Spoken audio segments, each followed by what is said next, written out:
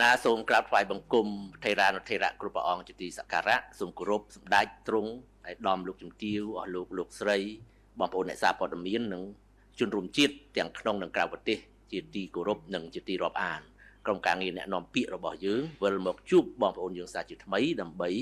ធ្វើបច្ចុប្បន្នភាពពាក់ព័ន្ធទៅនឹងស្ថានភាពនៃការឈ្លានពានរបស់ថៃមកលើអធិបតេយ្យភាពបូរណភាពទឹកដីកម្ពុជាជាបឋមខ្ញុំសូមជូនវេទិកាជូនលោកជំទាវអ្នកនាំពាក្យក្រសួងការពារជាតិដើម្បីធ្វើបច្ចុប្បន្នភាពស្ថានភាពនៅតាមព្រំដែនជូនចែកជូនបងប្អូនយើងអាចសូមជឿលោកជំទាវចាសសូមគោរពអរគុណអ្នកដំនិងសូមជម្រាបសួរដល់សាធារណជននិងអ្នកសារព័ត៌មានទាំងអស់ជាទីរាប់អាននៅថ្ងៃនេះនាងខ្ញុំសូមធ្វើបច្ចុប្បន្នភាពជូនអំពីស្ថានភាពនៃការឈ្លានពានរបស់យោធាថៃមកលើដែនអធិបតេយ្យរបស់កម្ពុជានៅក្នុងយុទ្ធភូមិភាគទី4និងទី5គិតមកដល់ថ្ងៃទី16ខែធ្នូឆ្នាំ2025នេះគឺជាថ្ងៃទី10ហើយដែលយោធាថៃបានធ្វើសកម្មភាពឈ្លានពានដោយមិនញញើតមកលើដែនអធិបតេយ្យរបស់កម្ពុជាភាគីថៃនៅតែបន្តរំលោភបំពានលើបទច្បាញ់និងសេចក្តីថ្លែងការណ៍រួមស្តីពីកិច្ចព្រមព្រៀងសន្តិភាពរវាងកម្ពុជានិងថៃដែលភាគីទាំងពីរបានចុះហត្ថលេខាកាលពីថ្ងៃទី26ខែតុលាឆ្នាំ2025កន្លងទៅស្ថានភាពអំពីការគម្រាមកំហែងនិងការឈ្លានពានរបស់ភាគីថៃមកលើតំបន់មួយចំនួននៅក្នុងដែនអធិបតេយ្យរបស់កម្ពុជាទី1ស្ថានភាពជួរមុខនៅក្នុងសមរភូមិទិសយុទ្ធភូមិភាគទី4នៅក្នុងភូមិសាស្ត្រខេត្តឧត្តរមានជ័យនិងខេត្តព្រះវិហារភាគីថៃបានបន្តបាញ់ប្រហារមកលើកម្ពុជាគិតចាប់តាំងពីម៉ោង1រំលងអធ្រាត្ររហូតដល់ម៉ោង8:00នាទីព្រឹកថ្ងៃទី16ខែធ្នូឆ្នាំ2025នេះនៅវេលាម៉ោង1:00នាទីរំលងអធ្រាត្រយោធាថៃបានធ្វើការបាញ់ផ្លោងចូលក្នុងភូមិសាស្ត្រប្រាសាទតាក្របីនិងជប់អង្គុញឥតដាច់នៅវេលាម៉ោង5:30នាទីយោធាថៃបានចាប់ផ្ដើមធ្វើការបាញ់ប្រហារដោយប្រើប្រាស់កាំភ្លើងធំប្រភេទ155មីលីម៉ែត្រចូលក្នុងភូមិសាស្ត្រប្រាសាទព្រះវិហារនៅវេលាម៉ោង6:00នាទីព្រឹកយោធាថៃបានបាញ់ផ្លោងចូលក្នុងភូមិសាស្ត្រប្រាសាទតាក្របីនិងប្រាសាទតាមាន់និងថ្មដូននៅវេលាម៉ោង7:20នាទីយោធាថៃបានបាញ់ផ្លោងចូលក្នុងភូមិសាស្ត្រភ្នំខ្មោចដោយប្រើប្រាស់កាំភ្លើងបំពាក់លើរថក្រោះចំពោះស្ថានភាពនៅក្នុងភូមិសាស្ត្រផ្សេងទៀតនៅមានសភាពស្ងប់ស្ងាត់ប៉ុន្តែកងកម្លាំងយើងនៅបន្តតាមដានដោយយកចិត្តទុកដាក់ខ្ពស់បំផុតទី2ស្ថានភាពជួរមុខនៅក្នុងសមរភូមិក្នុងទិសយុទ្ធភូមិភាគទី5ក្នុងភូមិសាស្ត្រខេត្តបន្ទាយមានជ័យនិងខេត្តពោធិ៍សាត់ភាគីថៃបានបន្តបាញ់ប្រហារមកលើកម្ពុជាគិតចាប់តាំងពីវេលាម៉ោង18:00នាទីថ្ងៃទី15ខែធ្នូឆ្នាំ2025រហូតមកដល់ម៉ោង8:00នាទីថ្ងៃទី16ខែធ្នូឆ្នាំ2025នៅថ្ងៃទី15ខែធ្នូឆ្នាំ2025នៅវេលាម៉ោង18:20នាទីល្ងាចយោធាថៃបានបន្តបាញ់ផ្លោងចូលភូមិសាស្ត្រភូមិព្រៃច័ន្ទនៅវេលាម៉ោង20:27នាទីយោធាថៃបានបាញ់ផ្លោងជ្រុំសន្ធឹកសន្ធាប់ចេញពីនាវាចូលក្នុងភូមិសាស្ត្រអូភ្លុកដំរីនៅវេលាម៉ោង22:33នាទីយោធាថៃបន្តបាញ់កាំភ្លើងធំចេញពីនាវាចូលក្នុងភូមិសាស្ត្រអូភ្លុកដំរីរហូតមកដល់ថ្ងៃទី16ខែធ្នូឆ្នាំ2025យោធាថៃនៅបន្តបើកការបាញ់ប្រហារមកលើកម្ពុជានៅវេលាម៉ោង12:14នាទីរំលងអធ្រាត្រយោធាថៃបន្តបាញ់កាំភ្លើងធំចេញពីនាវាចូលក្នុងភូមិសាស្ត្រអូភ្លុកដំរីបន្ថែមទៀតនៅវេលាម៉ោង6:25នាទីព្រឹកយោធាថៃបានបាញ់ផ្លោងចូលក្នុងភូមិសាស្ត្រភូមិជោគជ័យនៅវេលាម៉ោង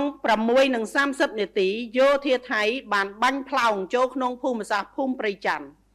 នៅវេលាម៉ោង7:10នាទីកម្លាំងថ្មើរជើងរបស់យោធាថៃអមដោយរថក្រោះព្យាយាមរុលចូលមុខក្នុងភូមិសាស្ត្រភូមិព្រៃច័ន្ទនៅវេលាម៉ោង7:36នាទីយោធាថៃបានចាប់ផ្ដើមបាញ់ផ្សែងពុលចូលក្នុងភូមិសាស្ត្រភូមិព្រៃច័ន្ទ ចំពោះស្ថានភាពនៅក្នុងភូមិសាស្ត្រដទៃផ្សេងទៀតមានសភាពស្ងប់ស្ងាត់ប៉ុន្តែកងកម្លាំងរបស់យើងនៅបន្តតាមដានដោយយកចិត្តទុកដាក់ខ្ពស់បំផុតក្រសួងការពារជាតិកម្ពុជាសូមធ្វើការច្រានចោលទាំងស្រុងចំពោះការផ្សព្វផ្សាយព័ត៌មានคล้ายៗបំភ្លៃខុសពីការពិតរបស់ភាគីថៃដែលបានចោទប្រកាន់លៀបពណ៌ផ្ទុយស្រឡះខុសពីការពិតក្រសួងការពារជាតិសូមធ្វើការបញ្ជាក់ជូនថាគោលដៅនៃការវាយប្រហាររបស់កម្ពុជាគឺជាការវាយការពារខ្លួនដែលផ្ដោតតែលើគោលដៅស៊ីវិលគោលដៅយោធាថៃតែប៉ុណ្ណោះមិនសំដៅទៅលើគោលដៅស៊ីវិលឬក៏ទីកន្លែងស៊ីវិលណាមួយឡើយប៉ុន្តែមានតែភាគីថៃទេដែលធ្វើការវាយប្រហារមកលើប្រជាជនស៊ីវិលរបស់កម្ពុជានិងធ្វើឲ្យប្រជាជនស៊ីវិលស្លូតត្រង់កម្ពុជាបានបាត់បង់ជីវិតនិងរបួសកើនឡើងចំនួនបន្ថែមទៀតគិតមកត្រឹមថ្ងៃទី15ខែធ្នូឆ្នាំ2025ត្រឹមវេលាម៉ោង6ល្ងាចហើយអ្វីដែលគួរឲ្យកត់សម្គាល់ផងដែរថាចំនួននៃការប្រើប្រាស់យន្តហោះចម្បាំងទម្លាក់គ្រាប់បែក F-16 និងការប្រើប្រាស់គ្រាប់បែកចំកោមរបស់យោធាថៃវាយប្រហារមកលើកម្ពុជាមានចំនួនទំហំកាន់តែកើនឡើងជាលំដាប់និងបានពង្រីកទីតាំងបាញ់ប្រហារមកលើកម្ពុជាកាន់តែចូលមកជ្រៅដោយករណីម្សិលមិញនេះយោធាថៃបានបើកការទម្លាក់គ្រាប់បែកចេញពីយន្តហោះប្រភេទ F-16 ចូលមកដល់ក្បែរជំរំជនភៀសខ្លួននៅក្នុងភូមិសាស្ត្រស្រុកស្រីស្នំខេត្តសៀមរាបអ្នកនាំពាក្យក្រសួងការពារជាតិទាមទារឲ្យយោធាថៃបញ្ឈប់នៅរាល់ទង្វើឈ្លានពានរបស់ខ្លួនបញ្ឈប់ការផ្សាយព័ត៌មានបំភ្លៃបញ្ឈប់ការវាយប្រហារដោយមិនរើសអើងមិនរើសគោលដៅពិសេសទៅលើជនស៊ីវិលនិងហេដ្ឋារចនាសម្ព័ន្ធស៊ីវិលបញ្ឈប់ការវាយប្រហារបំផ្លិចបំផ្លាញទីតាំងប្រវត្តិសាស្ត្រដែលមិនត្រឹមតែជាសម្បត្តិវប្បធម៌របស់ដ៏មានតម្លៃរបស់កម្ពុជាប៉ុណ្ណោះទេប៉ុន្តែជាសម្បត្តិវប្បធម៌របស់មនុស្សជាតិទាំងមូលបញ្ឈប់ការផ្សព្វផ្សាយព័ត៌មានមិនពិតសប្រែទៅជាខ្មៅជាបន្ទាន់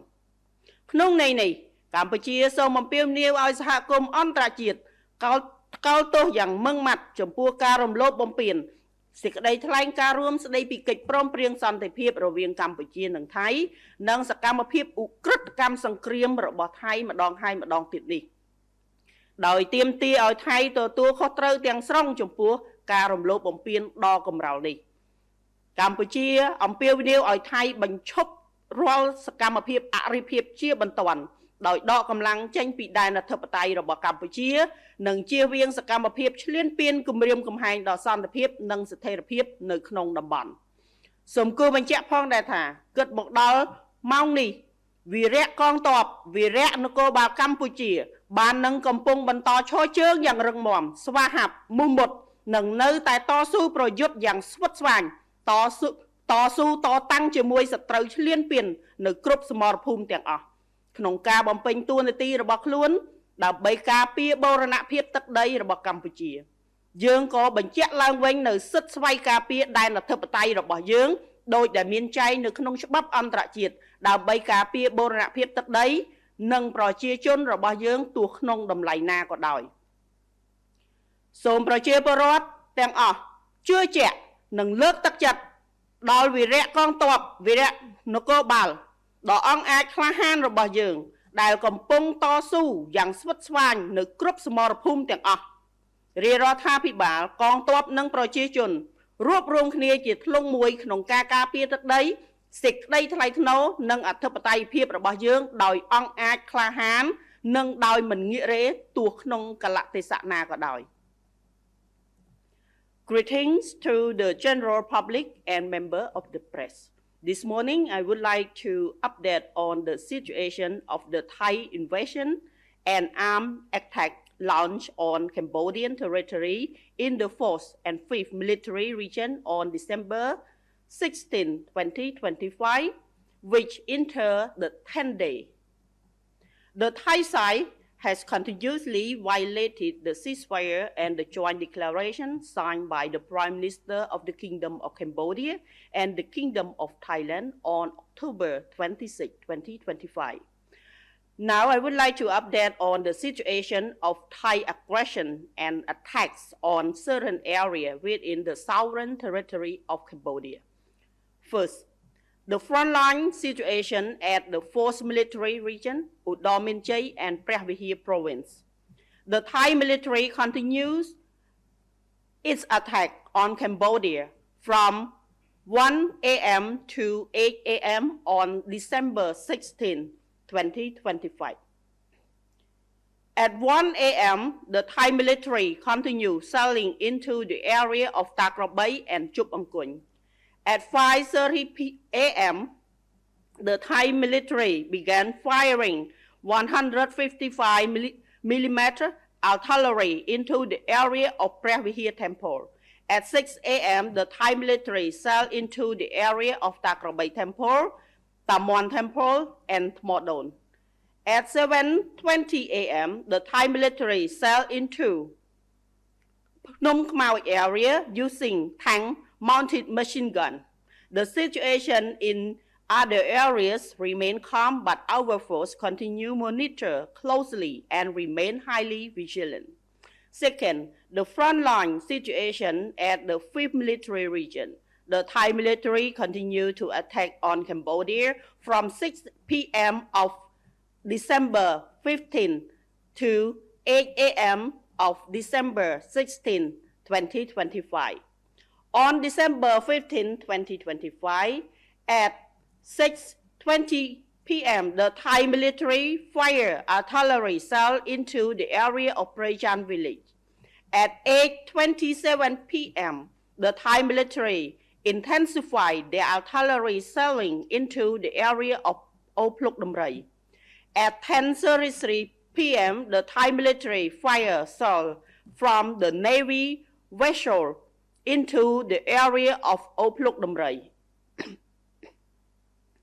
On December 16, 2025, at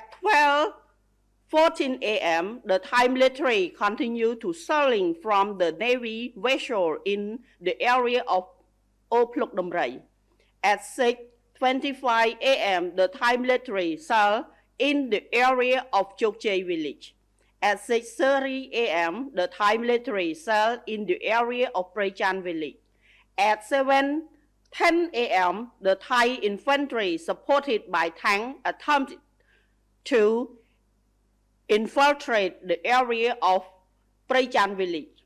At 7:36 a.m., the Thai military sprayed toxic gas in the area of Prejan village.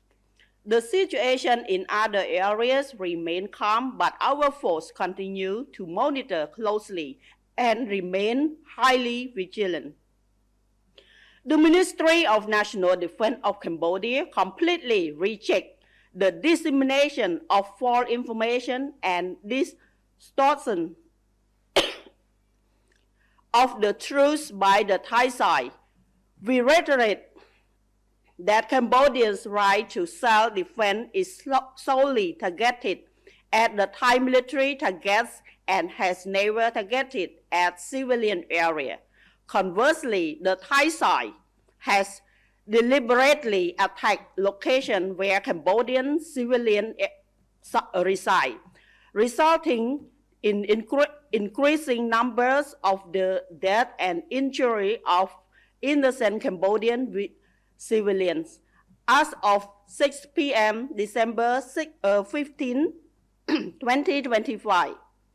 it is also noteworthy that the number of fighter jets and cluster bombs used by Thai military to attack Cambodia has been increasing significantly and expanding its scope of brutal attack further deep into Cambodian sovereignty territory. For instance, as of yesterday, the Thai military used F-16 fighter jets to drop bombs near the displaced civilian camp in the area of Srei Snom district, Siem Reap province. The Ministry of National Defense spokeswoman demanded that the Thai army immediately cease all its aggressive action, stop spreading false information that distort the truth, stop their indiscriminate attacks, especially on civilian community and civilian infrastructure, and stop attacking that destroy the historical sites, which are not only the most valuable cultural asset for Cambodia, but also for all humankind. In this sense, Cambodia called on the international community to strongly condemn Thailand's violation of the joint declaration and its repeated war crimes and unlawful activities, as well as demand that Thailand take full responsibility for such brazen violation. Cambodia urged that Thailand immediately stop all hostile activity and withdraw its force from Cambodia's territorial integrity and avoid acts of incursion and aggression that threaten peace and stability in the region. It is also important to stress that as of now, the heroic Cambodian Armed Force and National Police Force will continue to stand strong, brave, and steadfast in their fight against the aggressor and remain vigilant in fulfilling their duty to protect our territorial integrity of Cambodia. សូមអរគុណចំពោះការតាមដានស្ដាប់នៃការធ្វើបច្ចុប្បន្នភាពអំពីសមរភូមិជួរមុខក្នុងទិសយុទ្ធភូមិភាគទី4និងទី5សូមអរគុណ បាទសូមអរគុណលោកជំទាវអ្នកនាំពាក្យក្រសួងការពារជាតិដែលបានធ្វើបច្ចុប្បន្នភាពបាទចែកជូនបងប្អូនយើងបានជ្រាបស្ថានភាពកាលពីយប់មិញនេះបាទហើយខ្ញុំឆ្លៀតឱកាសនេះសូមបញ្ជាក់ជូនចែកចម្លែកព័ត៌មានមួយចំនួនទៅដល់បងប្អូនយើងបាទបានដឹងថាសង្គ្រាមដែលថៃបានឈ្លានពានទឹកដីកម្ពុជាយើងពួកគេបានធ្វើសង្គ្រាម2បាទទន្ទឹមគ្នាសង្គ្រាមទី1គឺសង្គ្រាមប្រដាប់អាវុធដោយដែលបងប្អូនយើងបានជ្រាបទាំងអស់គ្នាហើយគឺពួកគេបានប្រើប្រាស់អាវុធធុនធ្ងន់គ្រប់ប្រភេទមានទាំងកំភ្លើងធំយន្តហោះទម្លាក់គ្រាប់បែកផងដ្រូនផងរហូតដល់គ្រាប់បែកចង្កោមបាញ់ផ្សែងពុល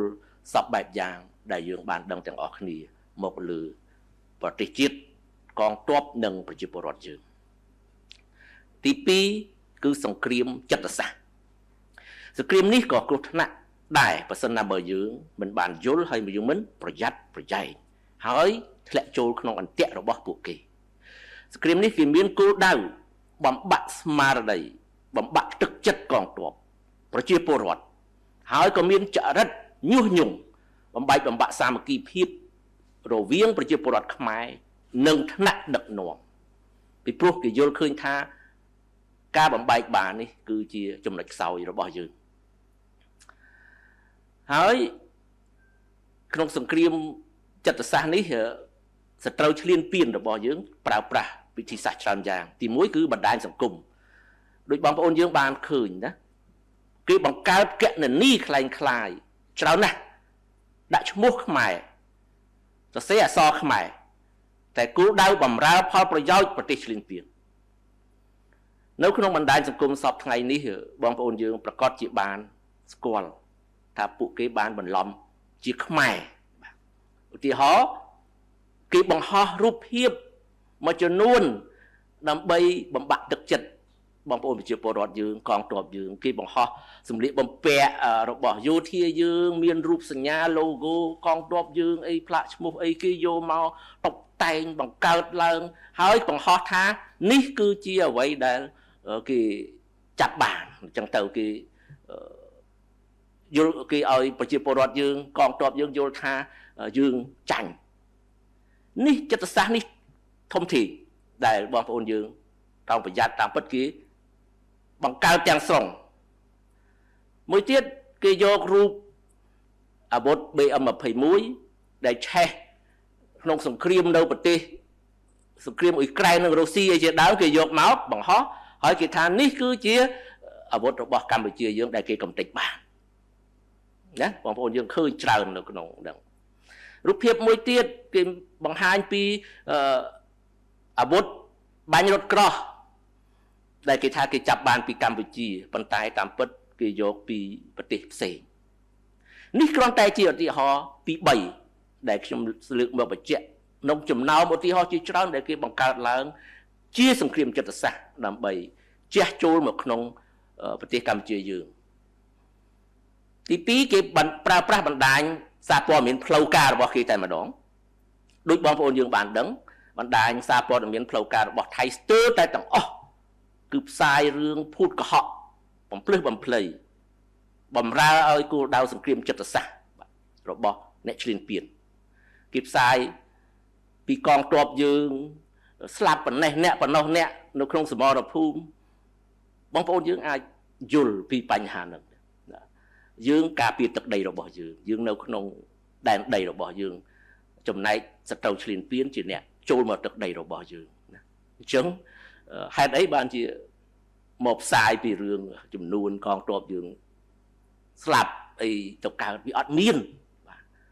អញ្ចឹងនេះគឺជាការភូតកុហកសុទ្ធសាធគឺជាការបំរើសង្គ្រាមចិត្តសាស្ត្រសុទ្ធសាធអញ្ចឹងតើបងប្អូនយើងប្រុងប្រយ័ត្នមួយទៀតមន្ត្រីរដ្ឋាភិបាលនិងមន្ត្រីយោធារបស់គេនោះក៏តែងតែប្រើប្រាស់វិធីនឹងដែរតាមរយៈការអួតអាងបំភ្លឺបំភ្លៃក្នុងន័យបំបាក់ស្មារតីកងទ័ពបំបាក់ស្មារតីប្រជាពលរដ្ឋយើងបាទប៉ុន្តែជាការកត់សម្គាល់ពួកគេយល់ច្រឡំទាំងស្រុងប្រជាពលរដ្ឋខ្មែរទូទៅមិនបានធ្លាក់ចូលក្នុងអន្ទាក់នេះទេនេះគឺជាចំណុចគួរឲ្យកត់សម្គាល់ខ្លាំងណាស់សម្រាប់បងប្អូនប្រជាពលរដ្ឋយើងខ្ញុំពិតជាកោតសរសើរបងប្អូនយើងមែនទែនមានភាពសកម្មហើយដឹងថានេះជាសង្គ្រាមចិត្តសាស្ត្រហើយបានចេញមុខប្រតិកម្មវាយបកភ្លាមតបទៅនឹងសង្គ្រាមចិត្តសាស្ត្រការភូតកុហករបស់ភាគីប្រទេសដែលឈ្លានពានយើងខ្ញុំស្រីឱកាសនេះសូមសម្ដែងកោតសរសើរចំពោះបងប្អូនប្រជាពលរដ្ឋយើងជាពិសេសបងប្អូនអ្នកលេងបណ្ដាញសង្គម Facebook ឬក៏បណ្ដាញសង្គមផ្សេងទៀតដែលមានភាពរហ័សរហួននិងសកម្មមែនទែននៅក្នុងការឆ្លើយតបចំពោះសង្គ្រាមចិត្តសាស្ត្រនេះដែលបងប្អូនយើងមិនធ្លាក់ចូលក្នុងសង្គ្រាមនេះទេប៉ុន្តែទុយទៅវិញគឺបានឆ្លើយតបយ៉ាងសកម្មនេះសបញ្ជាក់ឲ្យឃើញថាម៉េចឃើញថាប្រជាពលរដ្ឋខ្មែរមានស្មារតីរឹងមាំល្អមានទឹកចិត្តស្នេហាជាតិបរិសុទ្ធនិងមានសាមគ្គីភាពប្រកបទៅដោយស្មារតីបុរេសកម្មនៅក្នុងការប្រយុទ្ធប្រឆាំងព័ត៌មានคล้ายប្រឆាំងនឹងសង្គ្រាមចិត្តសាស្ត្រប្រឆាំងនឹងការញុះញង់បំបែកបំបាក់ហើយចេះការពារកិត្តិយសនិងសេចក្តីថ្លៃថ្នូររបស់ប្រទេសនិងប្រជាជាតិខ្មែរបានយ៉ាងល្អដែលពិតជាគួរឲ្យមោទនភាពណាស់នៅក្នុងនាមជាខ្មែរជាពិសេសនៅពេលមានសត្រូវឈ្លានពានទឹកដីប្រជាពលរដ្ឋខ្មែរចេះស្រាក់ដៃគ្នាមានជំនឿចិត្តមុតមមលើរាជរដ្ឋាភិបាលនិងលើថ្នាក់ដឹកនាំក៏ដូចជាលើវីរៈកងទ័ពនិងកងកម្លាំងប្រដាប់អាវុធគ្រប់ប្រភេទរបស់យើងនេះគឺជាចំណុចខ្លាំងយ៉ាងពិតប្រាកដមួយរបស់ខ្មែរយើងហើយនៅត្រង់ចំណុចនេះខ្ញុំក៏សូមឲ្យបងប្អូនយើងចំណាំទុកដែរថាមានខ្មែរយើងជ្រុលនិយមមកក្តាប់តូចទេបាទតែឥឡូវហ្នឹងវាដូចជាតូចជាងមកក្តាប់តូចជាងសល់តែ2-3ប្រហែលអ្នកតែប៉ុណ្្នឹងទេដែលបន្តសកម្មភាពប្រឆាំងផលប្រយោជន៍ខ្លួនឯងហើយបំរើឲ្យផលប្រយោជន៍ប្រទេសដែលឈ្លានពានយើងណាសល់ប្រហែលអ្នកទេបាទក្រៅពីហ្នឹងអ្នកដែលធ្លាប់គ្រប់គ្រងពីមុនមកដែលមានសល់តិចតួចចុងក្រោយហ្នឹងគេបានមើលឃើញគេបានងាកមកចូលរួមនៅក្នុងចលនាមហាសាមគ្គីជាតិខ្មែរដ៏ខ្លាំងក្លានៅជុំវិញរាជរដ្ឋាភិបាលនិងវីរៈកងទ័ពរបស់យើងក្រោមការដឹកនាំរបស់ថ្នាក់ដឹកនាំរបស់យើងគឺមានសម្ដេចមហាបវរធិបតីហ៊ុនម៉ាណែតដែលជានាយករដ្ឋមន្ត្រីមានសម្ដេចអគ្គមហាសេនាបតីតេជោហ៊ុនសែនជាប្រធានព្រឹទ្ធសភាដែលលោកតែងតែផ្ដល់ភាពកក់ក្ដៅដល់ប្រជាពលរដ្ឋយើងនៅគ្រប់កលៈទេសៈបាទជាពិសេសក្នុងកលៈទេសៈដែលប្រទេសយើងជួបការលំបាកដូចដែលយើងកំពុងឆ្លងកាត់នៅពេលនេះអញ្ចឹងយើងអាចសរុបមកវិញថាម៉ោងនេះខ្មែរបានបង្ហាញភាពខ្លាំងរបស់ខ្លួនឲ្យពិភពលោកបានឃើញហើយ សហគមន៍អន្តរជាតិក៏គេកំពុងតែចាប់អារម្មណ៍កាន់តែខ្លាំងមកលើប្រទេសកម្ពុជាយើងប្រទេសដែលកំពុងតែតស៊ូយ៉ាងស្វិតស្វាញប្រឆាំងជាមួយនឹងសត្រូវឈ្លានពានប្រទេសដែលមានប្រជាពលរដ្ឋចេះសាមគ្គីគ្នាយ៉ាងរឹងមាំក្នុងបុព្វហេតុការពារអធិបតេយ្យភាពជាតិបូរណភាពទឹកដីនិងការពារពលរដ្ឋស្លូតត្រង់ចេញពីការរំលោភបំពានយ៉ាងកម្រោលពីសំណាក់ប្រទេសថៃអញ្ចឹងសូមបងប្អូនយើងបន្តបាទបងប្អូនទាំងក្នុងនិងក្រៅប្រទេសសូមបន្តរក្សាកម្លាំងមហាសាមគ្គីជាតិដ៏ខ្លាំងក្លានេះឲ្យคล้ายទៅជាមោទនភាពជាតិនៅគ្រប់កលៈទេសៈពីព្រោះនេះគឺជាកម្លាំងចលករដ៏ខ្លាំងក្លាដែលអាចយកឈ្នះបាទអស់មារសត្រូវជាពិសេសយកឈ្នះសត្រូវឈ្លានពានទឹកដីរបស់យើងបាទសូមអរគុណកម្មវិធីរបស់យើងបានឈានដល់ទីបញ្ចប់តែប៉ុណ្ណេះហើយយើងខ្ញុំទាំងពីរនាក់សូមគោរពជម្រាបលាតែប៉ុណ្ណេះបាទសូមអរគុណ